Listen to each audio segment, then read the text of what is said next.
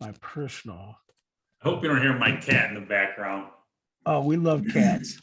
On this side of the world, we love cats. So do I, but I have a dog. I have a cat I have a dog who's in a cat's body. So Is that right? I do have no idea. I love him, but oh my God, he's funny. It's funny. I'll start for no reason. Okay. That is very cool. In a cat's body. Oh yeah. All right, we are officially live now. So we will get it started. Joe Labara. I always Labarbera. struggle. Say Everybody does. I don't, dude, you're like my favorite person on the planet. I shouldn't be struggling with your name. Everybody does. Labarbera. Think of Barbara with LA in front of it. La Barbara or La Barbera. Got it. Labarbera. Wow, brother. So listen, man, the first time we had a chance to talk was totally blown away. I'm not sure if I ever told you this, but your interview is our largest viewership by far so far. Really? Wow. Yeah, man. And you thought you were boring, but That's nice to know. but here's the thing. It's because the content was so good. And that speaks volumes about you, because right from the very beginning, and I think I speak for a lot of guys here in Rochester who took advantage of the opportunity to get into wholesaling. You were just so available and so endearing, and as you know, the average lifespan for a wholesaler is roughly about 12 months. Yeah. Yeah, because as great as the opportunity is, you got to be prepared for some no's, some rejections. And so this platform, wholesaling, wealth through wholesaling, is really designed to kind of put people in a position to anticipate what is going to happen before it happens. Yeah. By no small part, you kind of equip myself and my partners to go for it, but to have some realistic glasses on in the process. So can't say enough about what you've done for us, brother. I appreciate what you guys are doing. You guys just ask really great questions. That's all. It makes me think. I'm like, oh man, that's a great question. Well, so for our viewers that don't know Joe, I have a lot of nicknames for Joe. The most important nickname is friend. But the bottom line, he is Mr. Go Giver. He is the wholesaling king of the ROC. I should say upstate New York, because you guys are growing. So tell us a little bit about some of the evolutions that you guys have gone through since we spoke last. Since we last spoke, obviously we're dealing with a pandemic and everything else. Believe it or not, never been busier. Mm-hmm. It's forced people to actually step up their game, because obviously what's been happening is because of everything that's been happening with COVID and people losing their jobs, everybody's out there looking for opportunities. Everybody is. Right. What's everybody see? Real estate. Right. And they're like, we're going to go for it. And so we've had to compete against all these other people coming in. And me, I love competition. I love it. I feed on it because it forces you to get better. Yes. Oh my God. And, so thank God that everything's been, between the wholesaling, because not only do I wholesale, I also, buy and hold, and we also fix and flip. Mm-hmm. So we run the gamut, and we'll do $5,000 properties. We'll do $1 million properties and everything in between. Okay. And it's forced us to be able to step up our game in regards to marketing, in regards to everything that we were doing before. We've just, had to take to a whole other level, and the other great thing about this is that obviously the market's gotten tougher. Right. So it's bringing in a lot of people. It's also kicking a lot of people out at the same time. With all this ends, those who survive what's happening right now are going to be so established with what's going to be happening after all this COVID stuff ends. Because there is going to be huge opportunities that are going to be hitting the market here over the next 6, 10, 12 months. And so for those of you who are listening and are just starting out, you can ride this out. Once this is over, you're going to be riding an unbelievable wave of opportunity. Because that's exact same thing that happened back in 2007, 8, 9, and 10. And that's exactly what's happening now.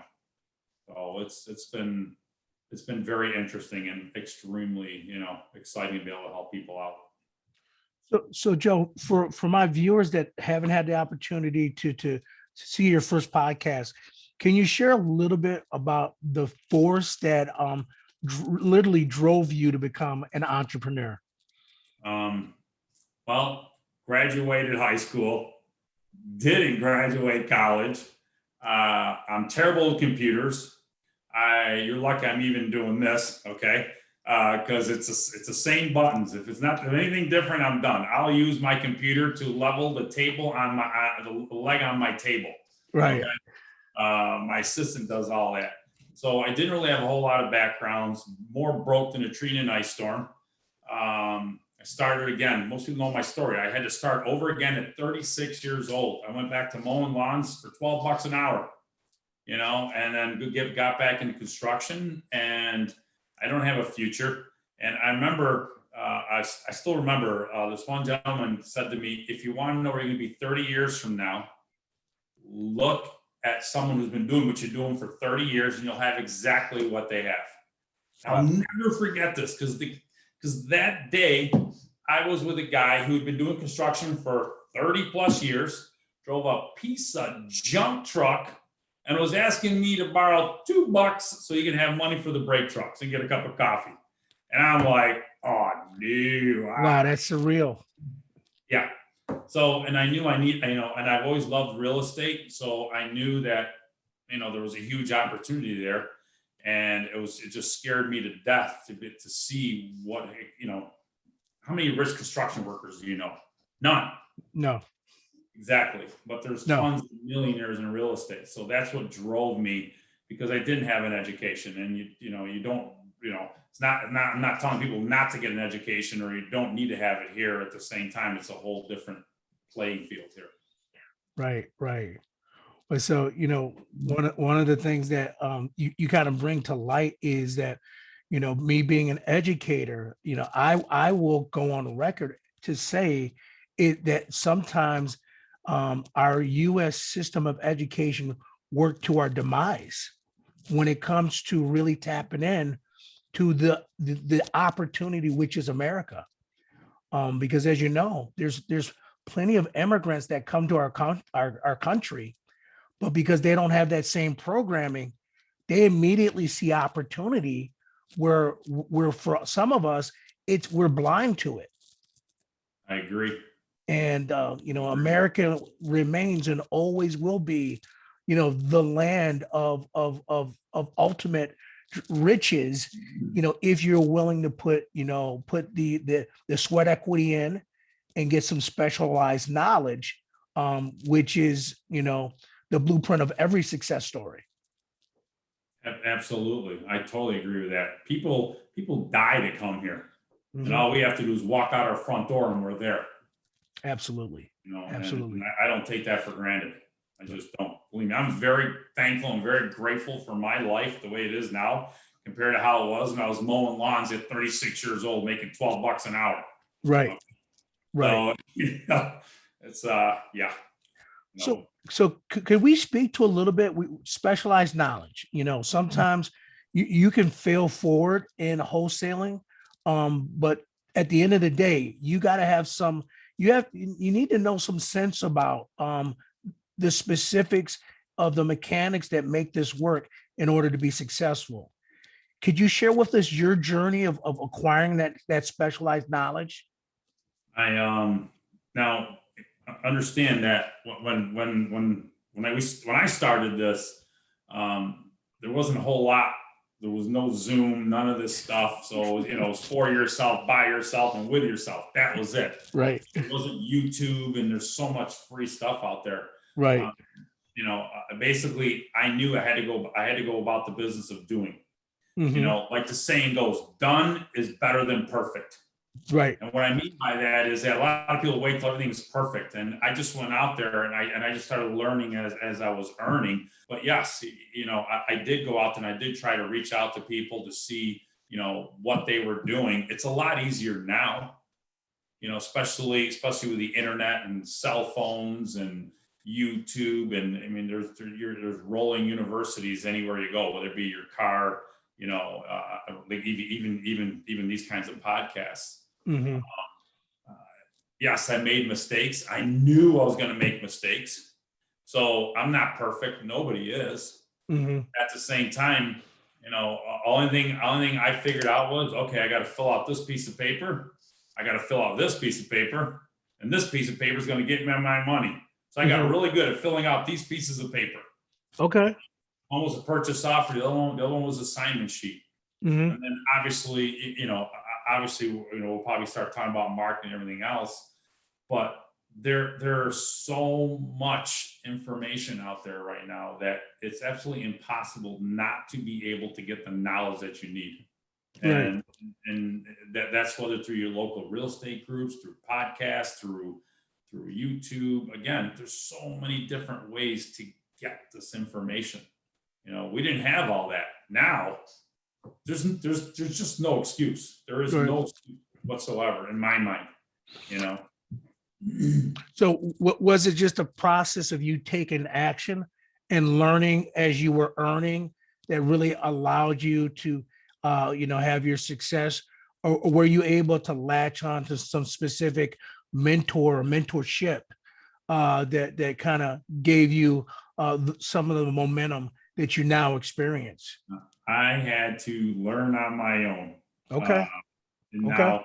nowadays, obviously, real estate's exploded. So there are I have people who call me up all the time. I tell people, latch on to somebody because that is the best way to learn. Learn as you earn, bring value to the table. Mm-hmm. At least that way, you won't make as many mistakes. Right. You got to remember too, when I started, when I got back into real estate and started, I was trying to get one deal. Right now we've got 15. I don't know how many we have going. I'm looking on my board over there. We've got so many going on. At the same time, it was a lot easier to manage just trying to get one deal. Mm-hmm. But yeah, if you can latch on to somebody, great. If you can't, I was reading books. Okay. Now again, you got the internet. You got the internet on your phone. You can learn right there. Right. And when I was working, I wasn't just taking lunch. I was doing whatever I had to do to learn. Right. If I had Absolutely. stuff in my car, learn whatever. And it was, and if I had to stay up late to learn, I did that too. Mm-hmm. So one of the questions, Joe, that I think is always of interest to people is that so in the real estate in the wholesaling space, we know that we're going to go through a certain number of leads that are not wholesalable. Okay. Because we know there's some magic numbers. We got to know our ARV. We got to know what the rehab costs are. Now, so how have you been able to transition those unwholesalable leads into income producing opportunities? Some of them I'll actually, if I know there's certain, look, in real estate, you want to be able to help people. Mm-hmm. So even if it's something that's not wholesalable, if I Mm-hmm. can even direct them to somebody who might be of interest to that property, I'm going to do two things. Number one, I'm going to make the seller happy because I'm trying to get them out of a situation. And number two, I'm going to make that buyer happy. He's like, wow, Joe just brought me a deal. So I know that they'll refer me people. Some of the stuff too, you got to remember, I also buy and hold stuff too. Okay.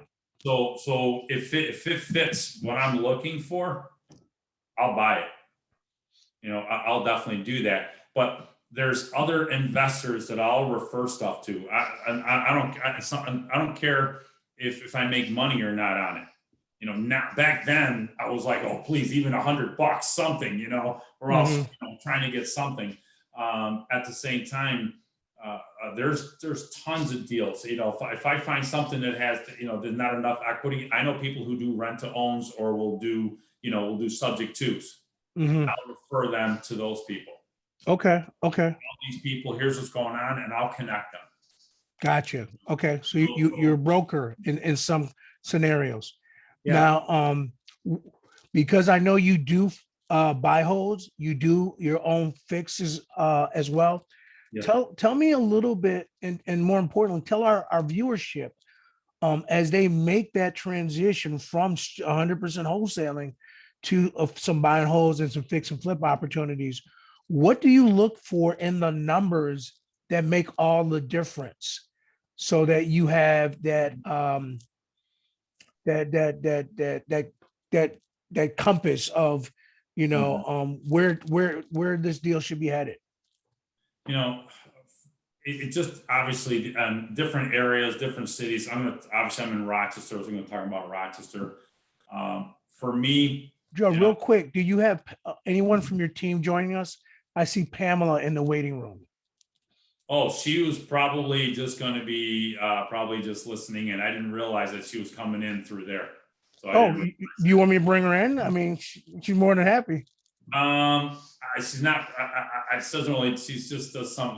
Fine, no problem. Okay, got it.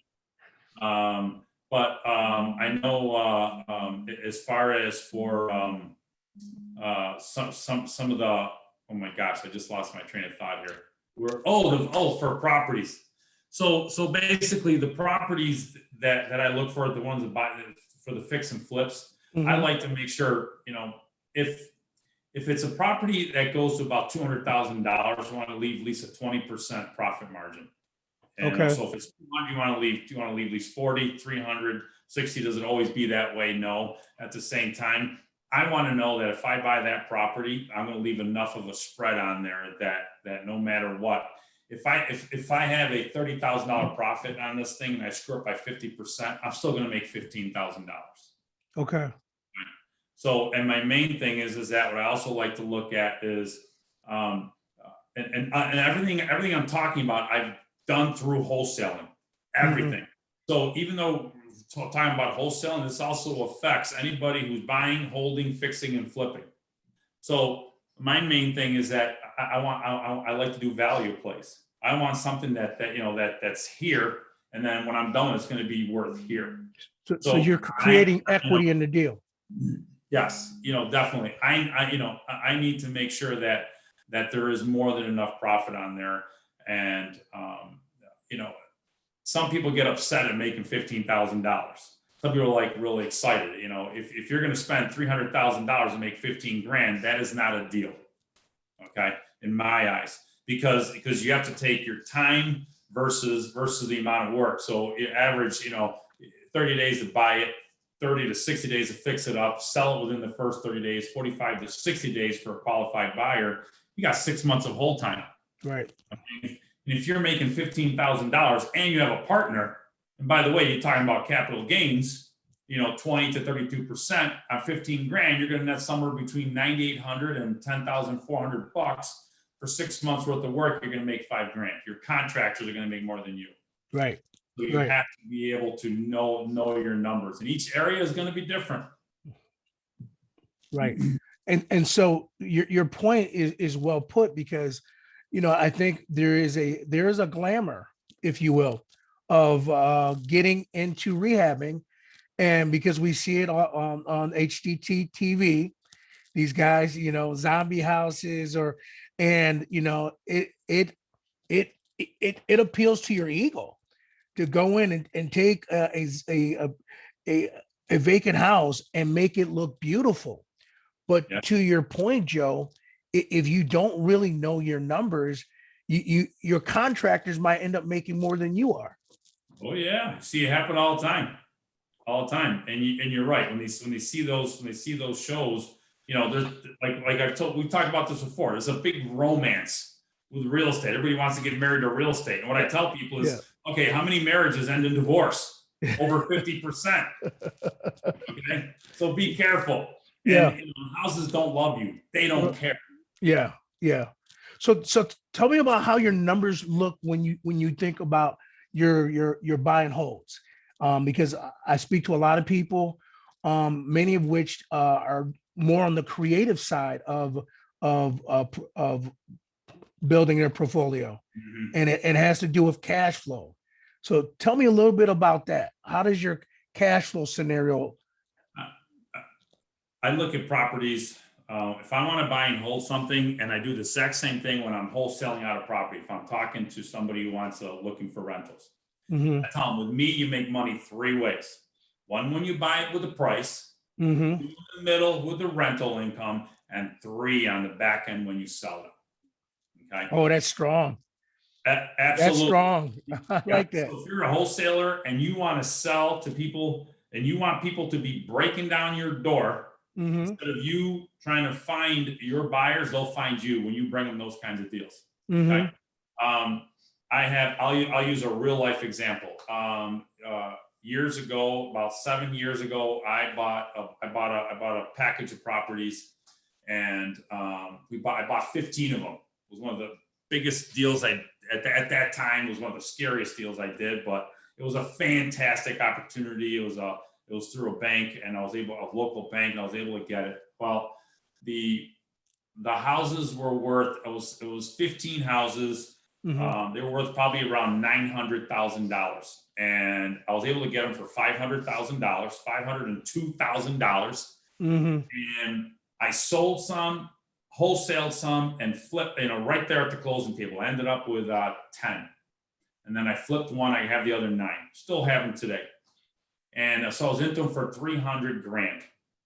And these here's locals. Some of them were suburban properties. And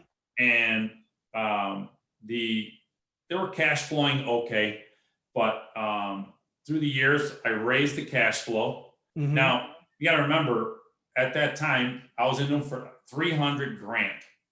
Now recently I refinanced them out. They appraised for over $1.1 million plus. Okay, so the point of that is that when I look at a property, I want to see value. I don't want to buy $100,000 property for 90. Okay. I want to buy $100,000 property for 50. Right. You're going to find them. Great. Keep saying that. If you won't, I will. Right. And by the way, every single day, I'm not the one finding these kinds of deals. And by the way, it's not as simple as I made it seem. Please, I worked my butt off to find those. Trust me, this is the hardest working guy I know in the game. For me, and then the other thing too is that now what I have too is, it's making money. And then if and when I ever decide to sell it, obviously I'm going to have a big spread on the property. And let's just say I ever want to pull some money out.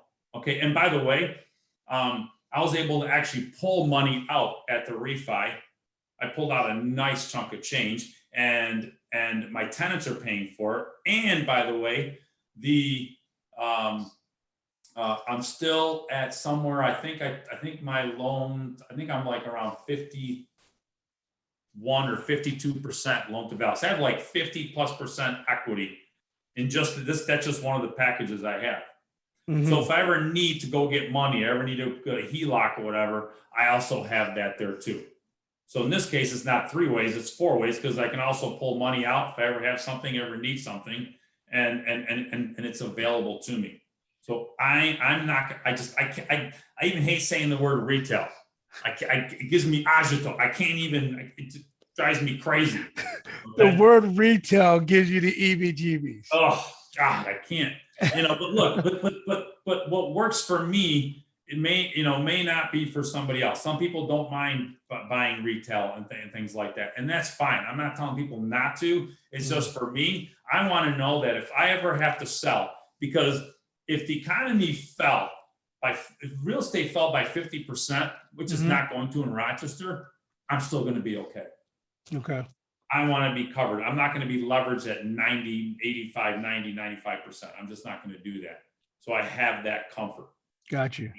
And that's just one of the deals. I could, there's so many. So Joe, I got a couple questions that have come in from social media, which is the awesome part about doing live. So one person wanted to find out, so what list were you working off of when you got this 15 package deal from the bank? It wasn't a list. It was through marketing. So they actually found me. Okay. Oh. Because it was through connecting. Okay.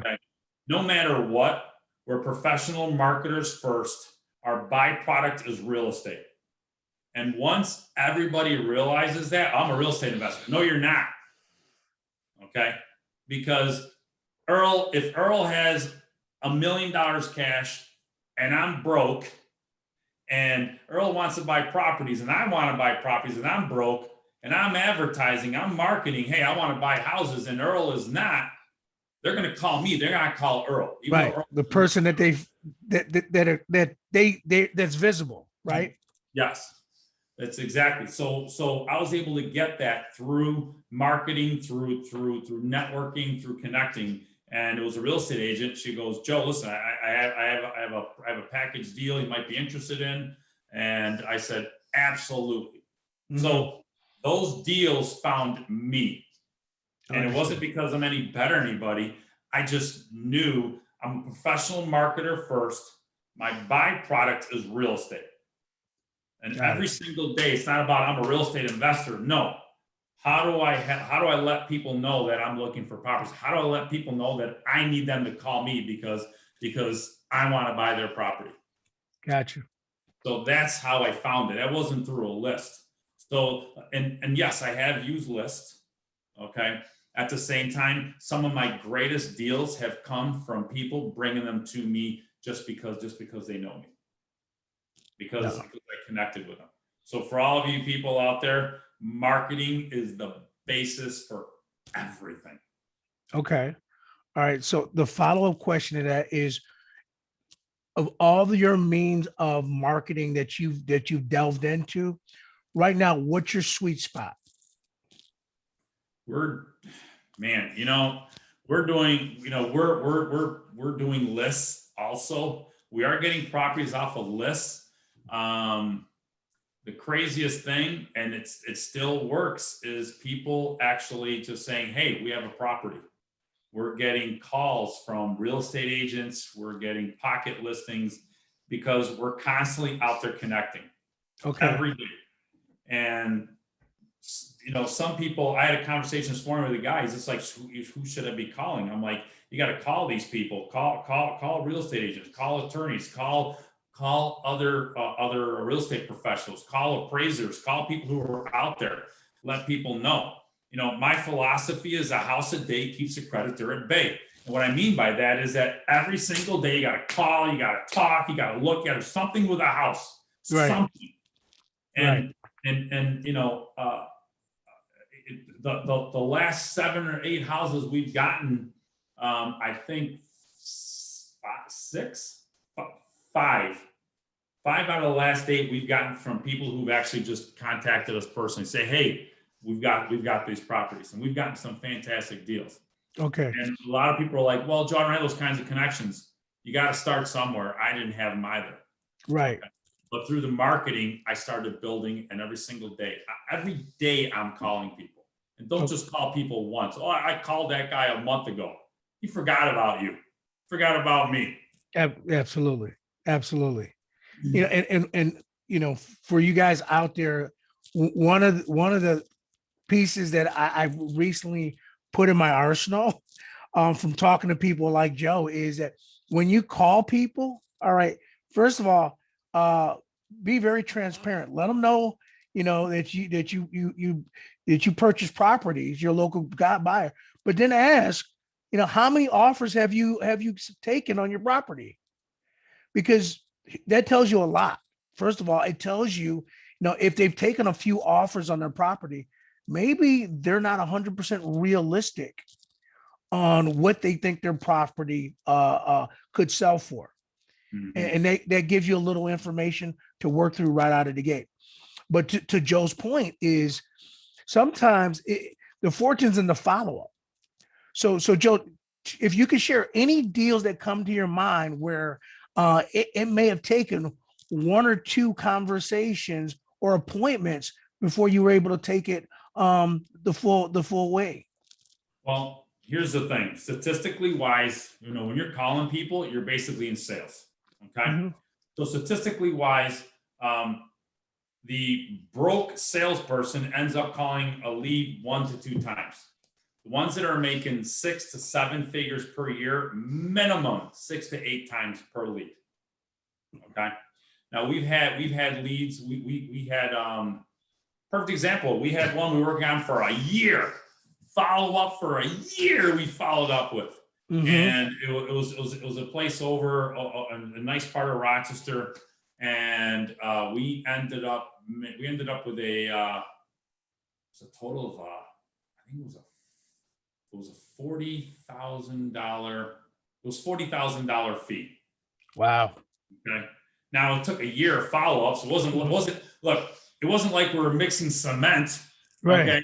We're just picking up the phone, just saying, hey, what's going on? Listen, just want to touch base with you. If things change, please give me a call. Please give me a call. And it's also the conversation I have with them. Say, look, I have money to buy a property.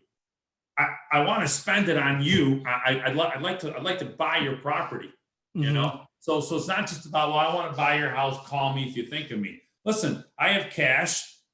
I'm going to buy a property. I'd rather buy your property and give you the money. Right. So he wasn't ready at the time, but then all of a sudden he was ready, and we'd already established a relationship with him. It took a year. Some of them will take a few months. Some of them you'll spend 6 months, and somebody else will buy it. That was extremely important game that you just shared. And let me make sure I paraphrased it right.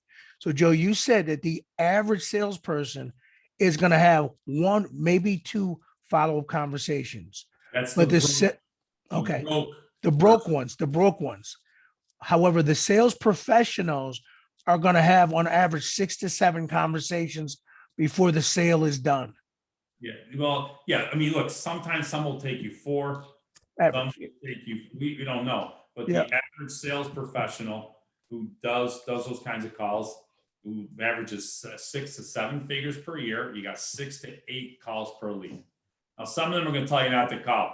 Now, I know this one gentleman. He goes, "I'll call them until they give me a restraining order against me." Okay. I love it. I love it. In a nice way, so he doesn't bother them. At the same time, he's had people slam the phone on him, and then next thing you know, he's bought their house. Wow. Yeah. It's just having, and you have to learn your strength of language. Like I said, always correlates with your bank account. Same thing here. It's all on how you present yourself. It's all on how you leave it with them. So it's not just about, okay, call me, good luck, click. Hey, some people say, listen, if you don't sell it, call me. Never say that. Listen, if things change, please keep me in mind and call me. When you tell someone, listen, if you don't sell it, call me, right there, they're thinking, I'm not calling this guy, even if I don't sell it, because that's going to prove he's right and I'm wrong. Nobody wants to be that way. So change your language. If things change, please call me, keep me in mind. That's how we leave it with them. It's a much softer way and a non-confrontational way of saying, hey, if you don't sell it, call me. Right. So Joe, tell me a little bit about this. What was your process? Because obviously you guys have some momentum, and as much as we like to think that we're Superman, we can't do it on our own. So could you share with us your process for scaling up? Like right now, we have VAs who will actually make the phone calls, and at least make the first point of contact. And if they're interested, we'll find out where they're at, and then we'll see if we're in the same ballpark. If we are, they'll either send it to me, and I'll see if we're in the same ballpark. Or if they have questions, Joe, where do we need to be? I'll say, look, we're in this ballpark, and if we're close, they'll be like, okay, let's see if we can talk to them. Then I'll talk to them and see where they're at. And if we're in agreement as far as where we got to be price wise, I'll go there, I'll take a look at it. And then from there, if it works for them and it works for us, you know, we'll buy the property. Sometimes we'll go there and they'll be like, well, I'll think about it. And then we'll do follow-up. So for us, it's always about the follow-ups, no matter what. So what kind of advice or tips or tricks can you give someone when if they're looking to hire their first VA? Was yours a stateside person? Were they overseas? For me, I had help.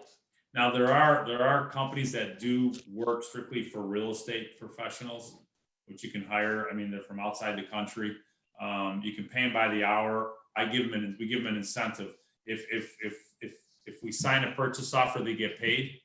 When we close it, they also get another bonus. So they get by the hour, a bonus when we sign, and then a bonus when we close. So it gives them good incentive because you want to treat them well. You're going to go through a lot of them. You got to interview them. Make sure their English is really good. That is key. You have to make sure that they really understand what you're looking to do, and then make sure that they're also updating. And this is not my lane. Remember me, I'm Fred Flintstone when it comes to computers. Okay, right. So what I do know is that we can monitor what they're saying and how they're dealing with people and give them constructive criticism. So understand you're going to go through a lot of them. Just make sure that they do real estate or have worked a real estate professional. Okay. All right. So a couple points. Expect to hire and fire more than one or two until you get the right fix. Yeah. They need to have some sort of prior experience in real estate. Yes. So you're not trying now. Now, is it a for your specific team? Are they working directly? Do they have a bigger group that they work under, or do they report directly to you? They report to myself and one other gentleman who handles everything for us. He's one of the gentlemen who works with us, and we work. You know, that's his specialty.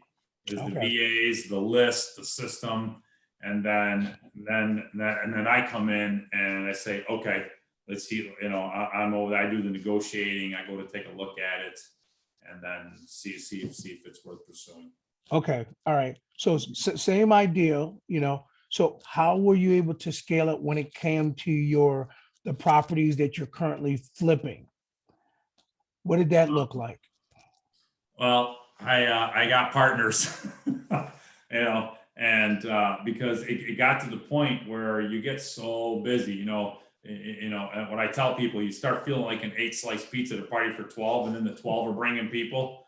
So it gets to be really crazy. So it's, you know, you have to have people who will help you find it, person acquiring it, and then obviously someone else who can also help, who being in charge of the you know of basically designing, you know, taking care of the guys.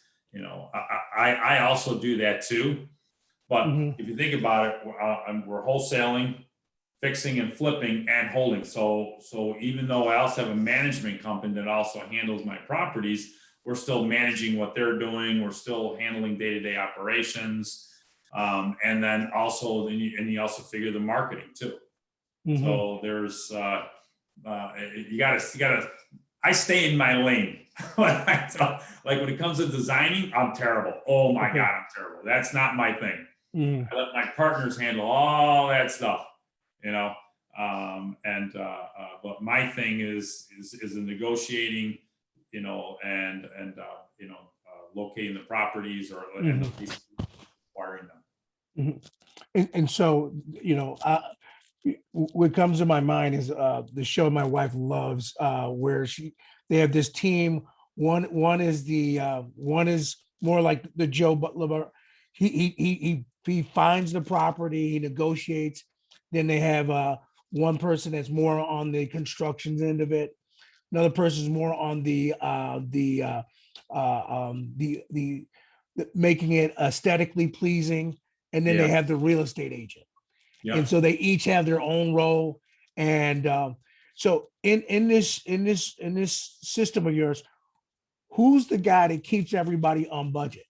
Because that's the biggest Oh, on budget. nightmare. Real estate, Yeah. that's tough. Look,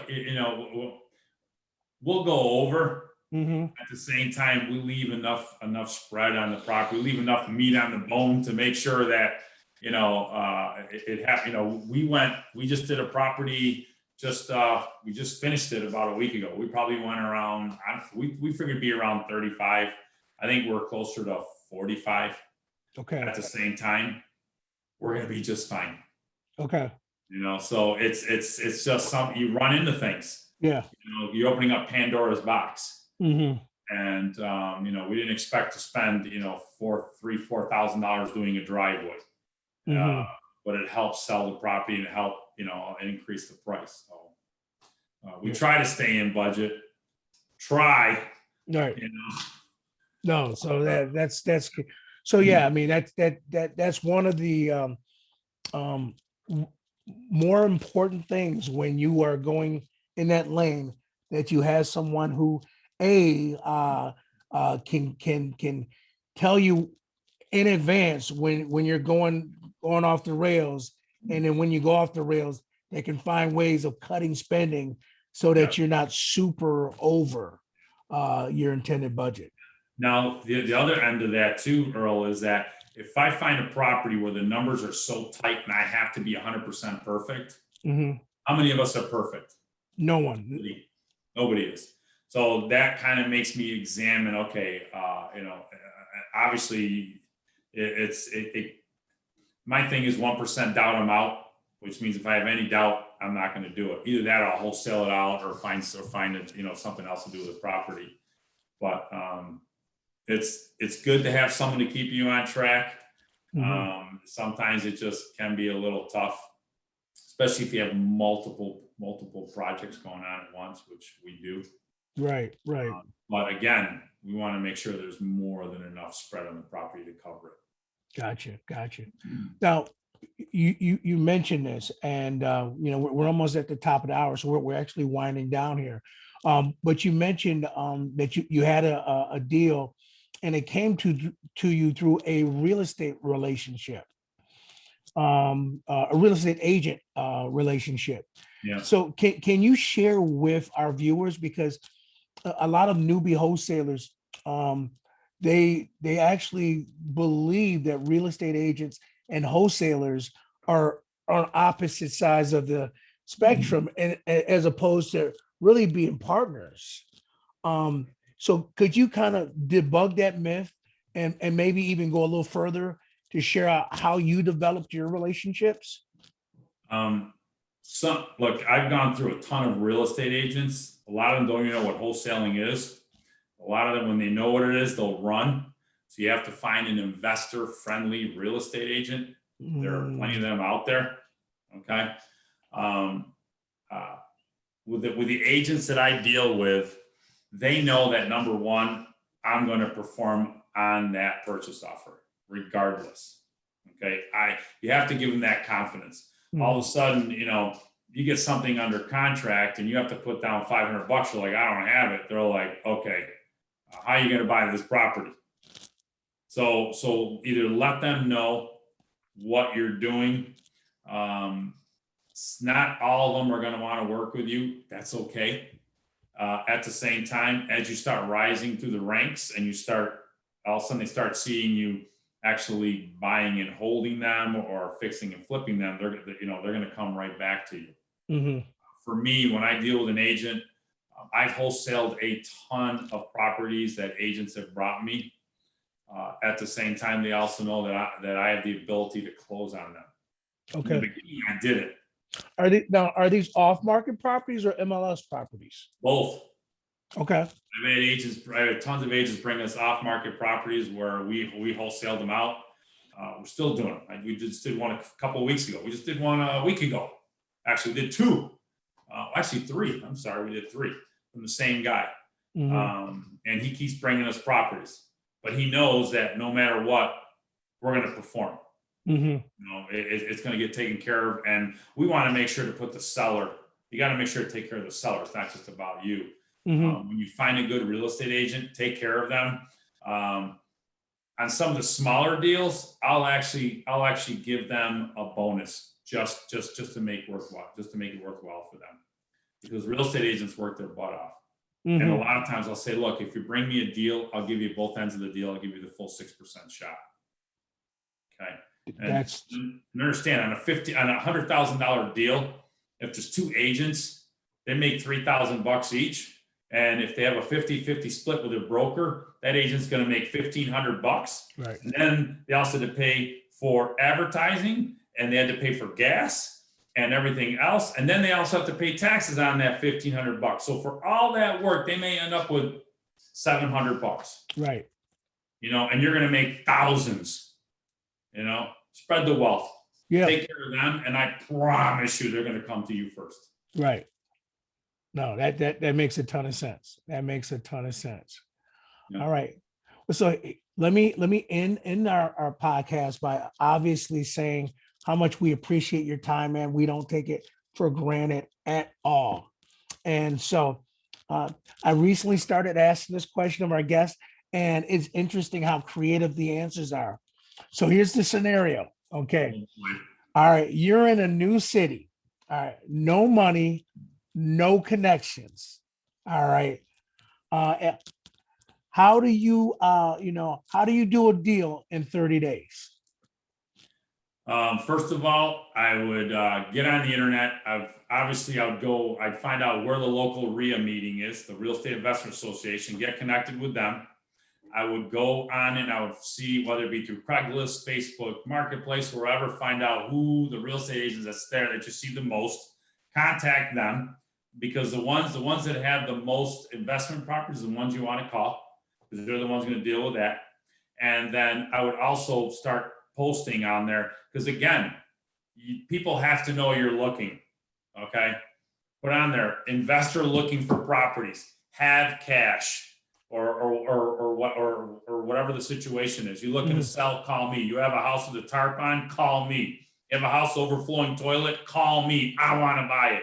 You got a house with a problem. The bigger the problem, the more I want to buy it. Okay. You gotta make yourself different from everybody else. Don't just say, hey, I'm a guy, I want to buy your house. Right. Okay. I like to put on that. You have an overflowing toilet, call me. I'll take it. I'll take it right now. It's like smelling a bouquet of roses to me. Okay. That's opportunity. I love it. So you know, and again, it all boils down to we're professional marketers. Our byproduct is real estate. So get out there and just start connecting and talking. And then when I call the local RIA chapter, who is the most active person there? I want to know the most active wholesaler. And I'll be like, listen, I want to find properties. What do you got? And by the way, if I find something, would you mind co-wholesaling with me? And I'll split it with you 50-50. Okay. I'll bring you the deal. You bring me the buyer. There's always a way. And then who's the most active buyer? Hey, what are you looking for? And then another way, and I was taught this, go on any place where they're advertising for properties for rent. Say, hey, listen, my name is Joe Labarbera. I'm not looking to rent your property. Are you looking to buy more properties? I'm going to be getting properties at 50 cents on the dollar. Do you want to add on to your portfolio? No, I don't want to, but I'd like to get rid of my property. Really? Great. What are you looking for? No kidding. Yes, I'm looking for. Boom. There's your buyer's list right there. Boom, boom, boom. Just go right down the line. And some of them are going to want to sell. Right. They're renting it for a reason. Like, oh, God, please take this off my hands. Tired landlords. Love them. Wow, brother, you have delivered value yet again, man. You know, I didn't get to half of the comments on our live, but hey, listen, we only get a finite number of minutes to do this, brother. We got to do round 3 at some point, man. Again, Earl, I appreciate you, everything you're doing. I'll do for you. I'll do anything. That's not a problem. I mean, you're fantastic. I have such respect for you. You have no idea. Hey, brother, again, man, you are the man. So if someone's looking to use social media to kind of connect with you, what's the best way for them to do that? They can contact me on 1-855-JOEBUYS.com. They Okay. can also call me on my 1-855-JOE-BUYS phone number, or they can call me direct at 585-802-7052. Awesome. And I'll make sure I have all of that contact information in our subject note. As always, brother, I love you, man. Appreciate you, man. Thank you so Keep much. doing what you're doing, man. Thank you. All right. God bless everyone. Another one in the books, guys. In the words of my buddies, well, we're real housing relief, revitalizing the community, one property at a time. Take care, everybody. Have a great night. Thanks, Earl. Thank you, buddy.